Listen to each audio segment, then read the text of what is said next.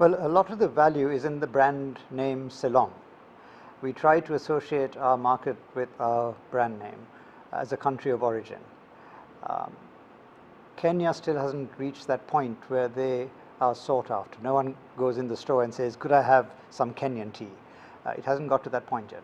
India has, of course, and they've got a legacy that is very valuable in terms of Darjeeling and Assam and Nilgiri and their great origins.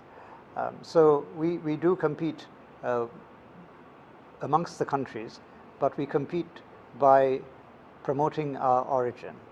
So our job is to keep the market's attention focused on Ceylon, so that when consumers go in the supermarket and look for tea, they look for the Ceylon word on the pack. And we've got all the Ceylon teas that are packed in Ceylon and exported carry the lion logo, a very distinctive logo that resembles our national flag. And consumers have got used to seeing this as a symbol of quality. And that assurance has largely helped us keep our market share in many countries.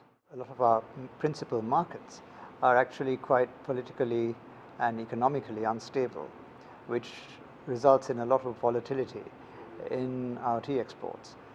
So in addition to those traditional markets, we're putting a lot of effort into building demand in tea-loving markets, for example, China and Japan, which love tea, and increasingly growing demand from those countries for expensive teas.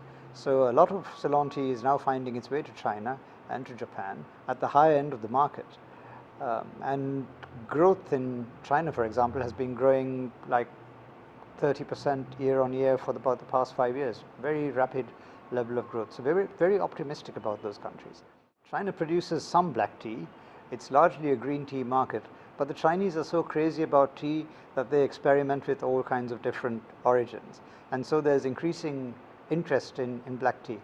I think what's also helped us is the level of Chinese tourism into Sri Lanka, because a lot of tourists discover Ceylon tea for the first time, they take it home and popularize it amongst their friends. And I think this also plays a role in the speed at which this market has been developing. We'd like to also see more Ceylon tea being sold in markets like the US, which is already growing very optimistically, and of course in Europe.